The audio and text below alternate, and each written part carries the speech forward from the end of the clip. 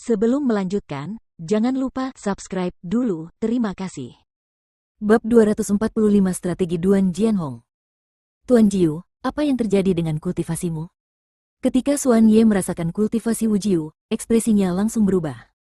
Jangan khawatir, kultivasiku akan pulih seiring waktu. Aku terjebak di ruang terisolasi selama 10 tahun, dan ketika aku hampir mati, saudara Jiang Chen menyelamatkan hidupku. Tanpa dia, aku sekarang akan menjadi mayat. Kata Wu Jiu. Begitu ya? Untungnya, Tuan Jiu baik-baik saja. Aku benar-benar harus berterima kasih kepada saudara Jiang. Mendengar apa yang dikatakan Wu Jiu, sikap Xuan Ye terhadap Jiang Chen langsung berubah. Karena Jiang Chen adalah penyelamat Wu Jiu, pria itu juga penyelamat Xuan Ye. Karena dalam benak Xuan Ye, nyawa Wu Jiu ratusan kali lebih berharga daripada nyawanya sendiri. Sekarang, Sang Guan Wei telah menyinggung Jiang Chen. Jika Jiang Chen tidak membunuhnya, Xuan Ye malah akan membunuh Sang Guan Wei. Senior, tolong selamatkan aku. Wajah Sang Guan Wei memerah, dan dia terus berteriak kepada Xuan Ye dengan suara melengking. Suaranya menjadi serak karena teriakannya. Cakar naga raksasa itu menghancurkannya seperti gunung raksasa, dan datang dari segala arah. Sang Guan Wei, karena kamu telah melakukan kesalahan, kamu harus menanggung sendiri konsekuensinya. Terserah saudara Jiang untuk memutuskan apa yang harus dilakukan terhadapmu, aku tidak terlibat dalam masalah ini. Xuan Ye berkata dengan nada kaku. Namun, kata-katanya seperti hukuman mati bagi Sang Guan Wei. Ah! Tepat saat Xuan Ye menyelesaikan kata-katanya, Sang Guan Wei segera mengeluarkan suara melengking yang mengerikan. Dia telah dibunuh oleh True Dragon Palem dengan cara yang menyedihkan. Pada saat ini, lebih dari 20 prajurit inti ilahi akhir telah tewas, dan seluruh tempat kejadian dipenuhi dengan bau darah yang menyengat. Anggota tubuh yang patah dan mayat berserakan di mana-mana, itu adalah pemandangan yang berdarah dan kejam. Apa yang terjadi hari ini pasti akan diingat oleh semua orang di tempat kejadian. Reputasi Jiang Chen yang ganas juga akan terdengar oleh generasi mendatang. Dibandingkan dengan para iblis dan setan liar itu, Jiang Chen adalah raja iblis yang haus darah sejati. Kematian semua prajurit inti ilahi akhir ini tidak berarti akhir dari pertempuran ini. Setelah Jiang Chen membunuh Sang Guan Wei, ia mengalihkan pandangannya ke hampir 20 prajurit inti ilahi tengah yang tersisa. Ekspresi orang-orang ini berubah drastis, wajah mereka langsung pucat, dan beberapa bahkan gemetar karena takut. Hanya dengan melihat Jiang Chen saja, mereka sudah bisa melihat gerbang menuju neraka. Tuan Jiu, dia telah membunuh banyak orang. Jika kita membiarkannya terus berlanjut, lebih dari setengah prajurit di kota Inferno akan terbunuh olehnya. Xuan Ye berbisik kepada Wu Jiu. Dia telah tinggal di kota Inferno selama 7 tahun, dan meskipun ada konflik dan perkelahian terus-menerus, membuat seolah-olah nyawa manusia tidak berharga di tempat ini, membantai begitu banyak orang, seperti yang dilakukan Jiang Chen. Ini adalah pertama kalinya sesuatu seperti ini terjadi di kota Inferno. Jadi apa? Mereka pantas mendapatkannya. Wu Jiu menatap kosong ke arah Xuan Ye. Dipahami. Xuan Ye segera membungkuk ke arah Wu Jiu, dia tidak berani mengabaikan kata-kata Wu Jiu. Di seluruh dinasti marsial Sein, tidak ada seorang pun yang berani mengabaikan kata-kata Wu Jiu. Ketua Jiang, tolong ampuni nyawaku. Aku bersedia menyerahkan semua harta milikku. Aku juga. Aku tidak sengaja menyinggung kepala Jiang, kuharap kepala Jiang bisa memaafkanku dan membiarkanku pergi. Aku akan memberikan semua harta bendaku kepadamu.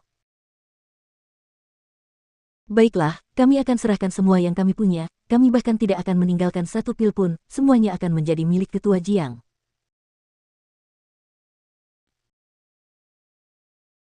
Hanya sedikit orang yang benar-benar tidak takut mati. Semakin jahat seseorang, semakin takut pula dia pada kematian.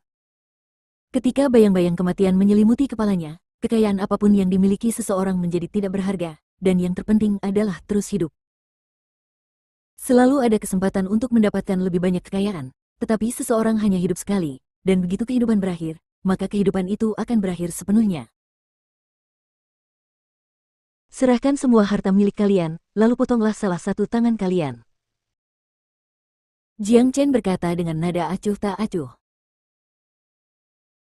Apa? Potong tanganku. Seseorang berseru. Namun, akhir hidupnya mirip dengan pria sebelumnya. Tepat saat kata-katanya keluar dari mulutnya, dia terpotong menjadi dua oleh satu serangan pedang. Aku tidak menunjukkan belas kasihan kepada mereka yang mencoba membunuhku. Meminta satu lengan adalah hukuman paling ringan yang dapat kuberikan kepadamu. Aku akan menghitung sampai 3, mereka yang tidak mau melakukannya, matilah. Jangan pikir aku bercanda, tidak seorang pun dari kalian yang memenuhi syarat untuk lelukonku. Jiang Chen menatap semua orang dari kiri ke kanan. Tatapannya seperti pisau tajam yang menggores wajah mereka, menyebabkan ketakutan di benak mereka meningkat.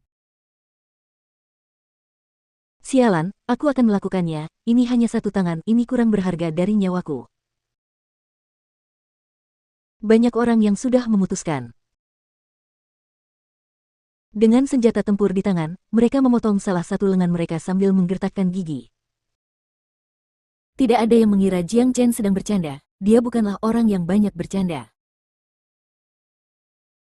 Begitu banyak prajurit inti ilahi akhir yang terbunuh olehnya, bahkan Sang Guan Wei pun terbunuh olehnya. Jika Jiang Chen ingin membunuh mereka, dia tidak akan membutuhkan banyak usaha. Sebelum Jiang Chen mulai menghitung, semua orang memotong lengan mereka sendiri. Setelah itu, mereka menyerahkan semua barang milik mereka kepada Jiang Chen dengan penuh hormat, termasuk senjata tempur di tangan mereka. Bagi para pendekar inti ilahi pertengahan ini, kehilangan lengan bukanlah cedera yang serius. Jika mereka dapat memperoleh perawatan yang baik tepat waktu, meskipun mereka tetap tidak akan dapat memperoleh kembali lengan mereka, kehilangan lengan tidak akan benar-benar memengaruhi kultivasi mereka.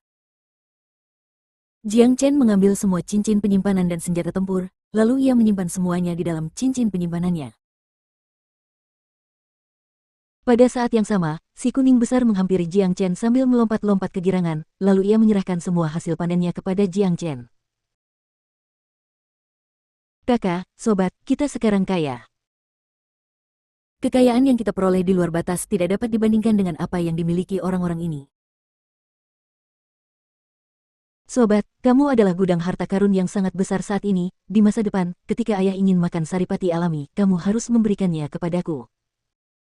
Kata Big Yellow sambil mengibaskan ekornya ke depan dan ke belakang. Tidak masalah. Jiang Chen menepuk kepala anjing itu. Selama dia memilikinya, dia akan memberikan apapun yang diinginkan Big Yellow tanpa ragu-ragu. Setelah itu, Jiang Chen dan Big Yellow berbalik dan pergi ke Wu Jiu. Ketua Jiang, Anda sungguh orang yang hebat. Wang Heng menatap Jiang Chen sambil mengedipkan matanya. Dia benar-benar memuja Jiang Chen. Bahkan Guan Yiyun dan Tian Yishan memujanya.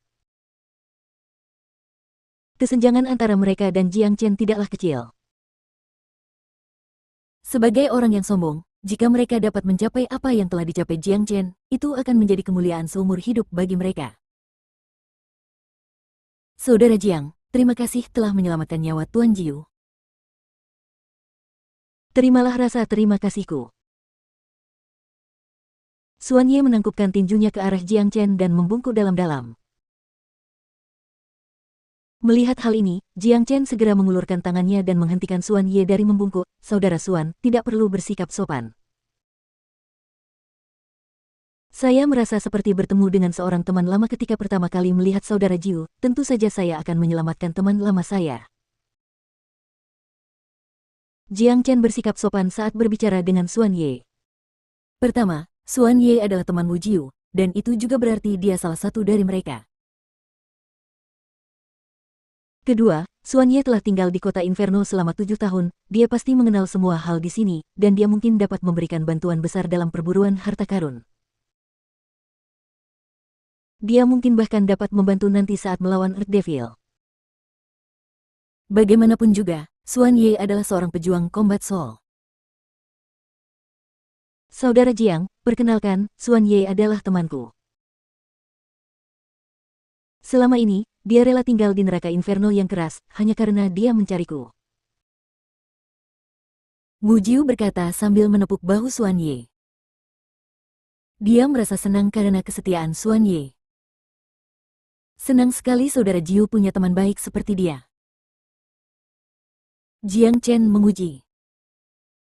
Seorang pria yang rela bertahan di lingkungan yang keras ini hanya karena ingin mencari temannya, hanya tekad dan tujuannya saja sudah cukup untuk mendapatkan rasa hormat dari semua orang.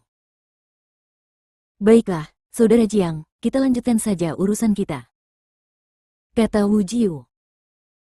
Tuan Jiu, apa urusanmu? Xuan Ye bertanya. Ayo pergi, kita bicara di pusat kota Inferno, kata Jiang Chen. Baiklah, silakan ikuti aku. Xuan Ye berbalik dan mulai terbang menuju kota Inferno.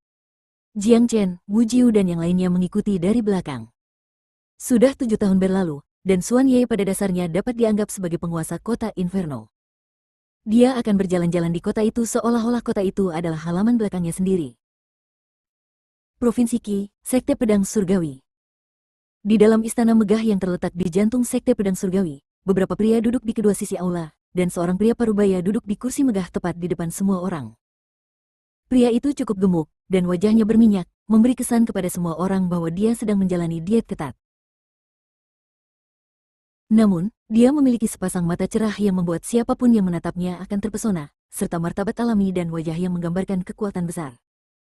Pria ini adalah kepala Sekte Pedang Surgawi, Duan Jianhong. Saat ini, ekspresi muram dan berat hati terlihat di wajahnya. Semua pria ini adalah tetua Sekte Inti Ilahi dari Sekte Pedang Surgawi, dan mereka juga memiliki ekspresi khawatir. HMPH. Ini keterlaluan, siapa Nan Becau itu? Siapa yang memberinya keberanian untuk meminta kita menyerah padanya dalam 3 hari? Sungguh lelucon. Salah satu tetua sekte mendengus dingin. Nan Becau itu baru saja menerobos ke alam inti ilahi pertengahan, tetapi telah menyebabkan dia menjadi begitu lanjang, ini konyol. Kau benar. Tidak peduli seberapa jeniusnya dia tetaplah seorang pendekar inti ilahi tingkat menengah, dia tidak sebanding dengan ketua sekte. Semua tetua sekte terbakar amarah. Bagaimanapun juga, Sekte Pedang Surgawi adalah salah satu sekte terbesar di Provinsi Qi, dan sekarang, seseorang telah menaruh pisau di tenggorokan mereka. Tentu saja mereka tidak akan menerimanya. Kepala sekte, apa yang harus kita lakukan? Semua orang memandang Duan Jianhong. Jangan remehkan Nan Becau, dia adalah pria yang sangat berbakat, dan dia adalah seorang jenius yang tak tertandingi. Karena dia memiliki keberanian untuk membuat pernyataan yang begitu sombong, saya yakin dia memiliki beberapa pendekatan yang kuat. Duan Jianhong menyipitkan matanya dan berkata dengan acuh tak acuh. Pandangan yang cerdas terlihat di matanya. Jadi, apa yang kepala sekte ingin kita lakukan? Seseorang bertanya. Yang kuinginkan sederhana, kita akan menyerah pada Nan Becau, kata Duan Jianhong. Apa? Menyerah? Ketua sekte, Nan Becau hanyalah seorang pendekar inti ilahi pertengahan yang baru saja menerobos. Menurutku dia tidak sekuat itu, jadi mengapa kita harus menyerah? Saya setuju. Bagaimanapun juga, Sekte Pedang Surgawi adalah salah satu sekte terbesar di Provinsi Qi, kita tidak bisa menyerah begitu saja.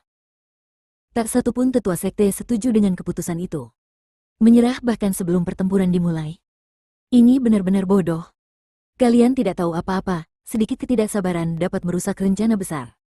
Apakah kalian pikir aku orang yang mau menyerah? Tidak bisakah kalian menggunakan otak kalian? Duan Jianhong menatap semua tetua sekte. Apakah kepala sekte punya strategi? Seseorang bertanya. Tentu saja. Nan Becau dan Zhao Chong yang berusaha menguasai seluruh provinsi Qi. Aku, Duan Jianhong, juga ingin menguasai seluruh provinsi Qi. Di antara keempat sekte besar, kecuali Lembah Kebahagiaan, kita semua punya mimpi yang sama, tetapi kita belum punya kesempatan untuk mewujudkannya. Sekarang, kesempatan yang sempurna telah datang kepada kita, Sekte Pedang Surgawi akan menguasai seluruh provinsi Qi. Senyuman muncul di wajah Duan Jianhong. Ketua sekte, mohon beri kami pencerahan, kata seorang tetua sekte. Sudah kubilang sebelumnya, karena Nan Becau berani meminta kita untuk tunduk padanya, aku yakin dia punya strategi. Tapi, seperti yang kau katakan, tidak satu pun dari 4 sekte besar di Provinsi Qi yang menjadi sasaran empuk. Karena itu, aku akan berpura-pura menyerah pada pavilion langit terbakar, dan dengan ini, kita akan bisa mempertahankan kekuatan penuh kita. Dengan karakter Nan Becau dan Zhao Chongyang, aku yakin mereka akan menyerang Sekte Hitam dan Lembah Kebahagiaan. Pada saat itu, kita akan bisa menyaksikan strategi dan pendekatan Nan Bei Chao. Pertarungan mereka pasti akan menyebabkan kerusakan pada semua pihak, dan itu akan menjadi waktu yang tepat bagi Sekte Pedang Surgawi untuk menuai hasil. Mata Duan Jianhong berkedip. Dia adalah pria brilian yang memiliki kemampuan untuk memikirkan segala sesuatunya dengan matang.